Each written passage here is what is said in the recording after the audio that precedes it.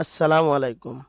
জনস্বাস্থ্য প্রকৌশল অধিদপ্তর নিয়োগ বিজ্ঞপ্তি। এই নিয়োগ বিজ্ঞপ্তিটি প্রকাশ পেয়েছে ২৮ জানুয়ারি। আপনারা এই ভিডিওটি যদি সম্পূর্ণ দেখেন, তাহলে এই নিয়োগ বিজ্ঞপ্তি সম্পর্কে কিভাবে আপনারা আবেদন করবেন, আবেদন ফি, আবেদনের শর্তাবলী, আপনি যদি আপনার ইউজার আইডি অথবা পাসওয়ার্ড হারিয়ে ফেলেন, তাহলে কি করবেন? সকল প্রশ্নের সমাধান আপনি পেয়ে যাবেন। আপনারা যদি আমাদের চ্যানেলে নতুন হন, তাহলে আমাদের চ্যানেলটি সাবস্ক্রাইব করে দিন এবং ডাবল ক্লিক করে অল বাটনটি বাজিয়ে দিন। তাহলে আমরা যে প্রতিদিনের নিয়োগ বিজ্ঞপ্তির ভিডিও ছাড়ি, তার সাথে সাথে আপনি পেয়ে যাবেন। আর আপনি যদি ফেসবুক পেজ থেকে দেখেন, তাহলে আমাদের ইউনিক এডুকেশন যে ফেসবুক পেজ আছে, এটাকে আপনি ফলো দিয়ে রাখুন। তাহলে ভিডিও ছাড়ার সাথে সাথে আপনি নোটিফিকেশন পেয়ে যাবেন। আমি এই ভিডিও ডিসক্রিপশনে ফেসবুক পেজের লিঙ্কটা দিয়ে দেব।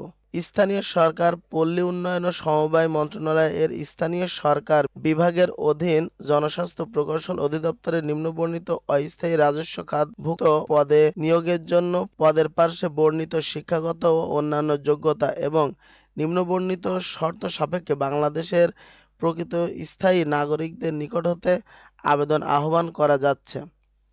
পদের নাম: অফিস সহায়ক। শূন্য পদের সংখ্যা ৫২টি। বেতন স্কেল বা গ্রেড ২০। বেতন ৮,২৫০ টাকা থেকে ২০,০১০ টাকা পর্যন্ত। বয়স সীমা ১৮ থেকে ৩২ বছর। শিক্ষাগত যোগ্যতা: কোনো স্বীকৃত বোর্ড হতে মাধ্যমিক স্কুল সার্টিফিকেট বা সমমানের পরীক্ষায় উত্তীর্ণ হতে হবে। নিম্নবর্ণিত শর্তাবলী আবেদন ফরম পূরণ ও পরীক্ষায় অংশগ্রহণের ক্ষেত্রে অত্যাবশ্যকীয়ভাবে অনুসরণীয়। প্রার্থীকে এই লিঙ্কে প্রবেশ করে জনপ্রশাসন মন্ত্রণালয় কর্তৃক প্রবর্তিত নির্ধারিত আবেদনপত্রে অনলাইনে পূরণ করতে হবে। অনলাইনে আবেদনপত্র পূরণের শর্তাবলী: অনলাইনে আবেদনপত্র পূরণ, আবেদনের ফি জমাদান শুরুর তারিখ ২৯/১/২০২৫ তারিখ সকাল ১০টা থেকে এবং আপনারা আবেদনপত্র পূরণের শেষ তারিখ ২৭ ফেব্রুয়ারি ২০২৫ বিকাল ৫টা পর্যন্ত। আপনাদের রঙিন ছবি লাগবে। এটার দৈর্ঘ্য হবে ৩০০x৩০০ পিক্সেল এবং স্বাক্ষর ৩০০x৮০ পিক্সেল। এটা স্ক্যান করে আপনারা আপলোড দিবেন। আপনাদের যদি বিস্তারিত এখানে আরো পড়তে হয়, তাহলে আপনারা ভিডিওটি পজ করে আপনারা পড়ে নেবেন। এই আবেদন ফি মাত্র ৫৬ টাকা।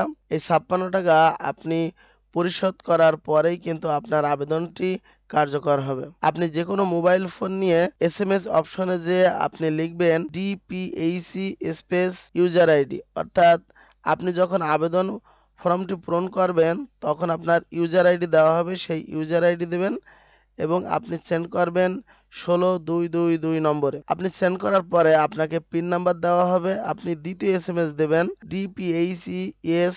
আপনি যে পিন নাম্বার পাবেন সেই পিন নাম্বার এখানে দিয়ে দেবেন। তারপর সেন্ড করবেন ১৬/২/২২ নম্বরে। তখন আপনার নির্ধারিত আবেদনের ফি কেটে নেবে এবং আপনার আবেদনটি সম্পূর্ণ হবে। আপনি যদি ইউজার আইডি বা পাসওয়ার্ড ভুলে যান, তাহলে আপনি নিম্নোক্ত এই যে এখানে দেওয়া আছে, এভাবে আপনি SMS দিয়ে আপনার ইউজার আইডি অথবা পিন নাম্বার পেতে পারেন। আপনার বয়স সীমা ২৮ জানুয়ারি তারিখে আবেদনকারী ন্যূনতম ও সর্বোচ্চ বয়স হতে হবে ১৮ থেকে ৩২ বছর। অর্থাৎ ২৮শে জানুয়ারি আপনার বয়স ১৮ থেকে ৩২ বছরের মধ্যে হতে হবে এবং পূর্বের ন্যায় মুক্তিযোদ্ধা বা শহীদ মুক্তিযোদ্ধা বীরাঙ্গনার সন্তান হিসেবে যদি সন্তান হন, তাহলে আপনার উক্ত সনদের সত্যায়িত কপি জমা দিতে হবে।